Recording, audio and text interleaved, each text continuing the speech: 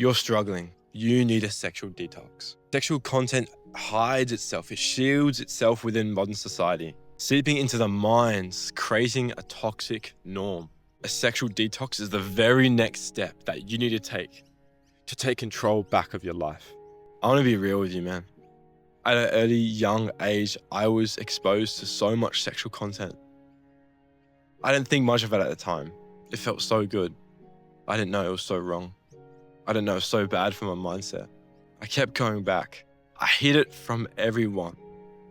I was so guilty, so much guilt got built up inside of me. Man, I was so afraid that would come to light. I was so nervous. I didn't tell anyone. I kept it hidden for 4 to 5 years. No one knew. It was under the radar. I was pretty good at hiding it, but the whole time I knew something was wrong. It wasn't right. Man, so much weight was put upon me, and so much weight is upon you. I couldn't go a single day without it. Porn, masturbation, fapping.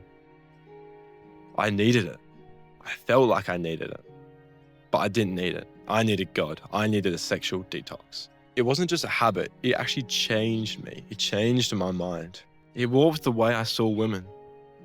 It warped my confidence, but most importantly, affected my relationship with God. The scary part, sexual content is everywhere. It's so normal now. It's gross to even think. In social media, you'd be scrolling and you won't even expect or want it, but it will pop up. If it doesn't have a twist of sexualness in the movie, people won't watch it. In music, it's constantly said over and over again in music, what people are doing, why they're doing it, to how many women they're doing it to. It's everywhere, and it's seeping into the minds of the youth and our generation and the generations before us. It's slowly corrupting our minds. And because it becomes normal, we stop questioning it. Can you see how bad this can become? Isaiah 5:20 says, "Woe to those who call evil good and good evil." Woe kind of means bring destruction upon, or to be brought destruction upon. So it's saying here that destruction will come upon those people that call evil good. In this case, who normalize sexual content, which is so clearly bad for us. What sexual content is actually doing to your mind, and this is what it did to me. It's teaching my mind to chase quick pleasures, quick sources of dopamine, to avoid discipline, and using my mind then to work hard. It got rid of all that. And it distorted the way I viewed how a relationship should be. Proverbs 4:23 says, "Guard your heart, for everything flows from it." Guard what comes into your mind and affects your heart. Guard what comes in this day-to-day. Ensure that it's not changing you, because it changed me so easily and without me even knowing. It slowly seeped into my life. And this is why it affects your faith. This goes deep in their behavior. It goes emotionally and spiritually. Psalm 66:18 says, "If I'd cherished sin in my heart, the Lord would not have listened." When your mind is continuously filled with the lust and sexual content, it becomes harder to walk with God. So you need a sexual detox. This isn't just a reset. This is not, I'm just going to try harder. This is going to be a practical, find what's leading you there, cut it off, replace it, and move. This will not be easy. This will be one of the most uncomfortable things you'll do, because you're not just removing content. You're removing stuff that your flesh views as normal. And then when it's gone, it'll desire it. It'll want it. You're removing something your flesh loves. But Hebrews 12:11 reminds us, "No discipline seems pleasant at the time, but painful.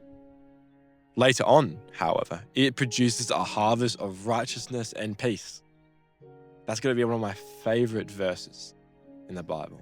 Discipline is painful now, but produces something better later. Here are my practical steps. Step number 1, eliminate all sources where sexual content can enter your heart. This is where change begins. You cannot detox when your brain is still consuming. You must be cutting that consuming out. This means clean your phone, your laptop, whatever your main trigger is. This means unfollow those accounts that sexual content keeps getting posted and you keep seeing and you keep looking away, but you're still followed for some reason because you're addicted and your flesh is consuming. So just unfollow those accounts. You know what? Better yet, delete those social media apps. If it happened once, it can happen again. And the devil will constantly try to push it onto you. You must step away from that moment. You must look away from that moment. Otherwise, if you keep thinking about it over and over again, you'll get pulled back in. Be honest. If any of your apps feed your lust, feed that sexual content, they have to go. If you listen to music, you must delete playlists that involve sexual content. Anything that makes you think once has to go. And if you've deleted everything else, but you've kept that one thing is going to amplify. You must get rid of it. You must control your environment. Now that you've controlled your phone and your laptop, you must control your environment. Where do you usually fall? In your bed? At night when you're alone? When you're at home? This is what I usually fall. When I was in a darker place by myself, I didn't have anyone to distract me. I wasn't watching anything at the time. It was just me and my thoughts. So let's change it. No phone in the bed. No phone in the bathroom. Keep your space more open. Have the doors open. Have music going. Move rooms when you're tempted. If you're tempted in one space, move to another place, especially where there's people moving and talking. Identify your trigger times, your trigger actions, and your trigger places, and remove them and replace them. So if it's at night, put your phone away at a certain time. If you're bored, and it happens when you're bored, replace it with a fun activity, or activity that gets you moving. You must guide your eyes, because your eyes lead to your heart. Temptation will come no matter what you do. Whether you're walking down the street, there will be sexual content on the billboards. There will be people walking past wearing nothing. You must guide your eyes. Your eyes leads to your heart. Look away as soon as you can. Don't entertain the thoughts. Don't do a double take. You must look away. This is hard. This is where discipline comes in. But you must take that step. This is a hard step. It's the full elimination. It's the full cutout. If you don't do this, you will struggle. This is the foundation of the sexual detox to take away. So you've cut away your triggers. You've cut away your environments. You've cut away the people, and you've guarded your eyes. You've taken a big step. Now, there's 2 steps in this. You take the first step, eliminate. But you must not eliminate and leave it empty. That emptiness will create room for lust and pride to come back. So step 2, you may have already guessed, replace it. Replace it with structure. Start your day right. Don't wake up and scroll. Don't wake up in bed and stay there for an hour. We're all guilty of it.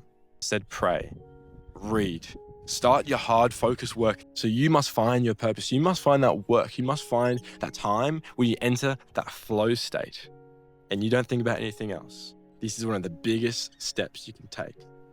I also went to the gym. That's a big thing I took instead. Instead of dwelling on the sexual content, I'd actually remove myself from the environment and go to the gym. That's great.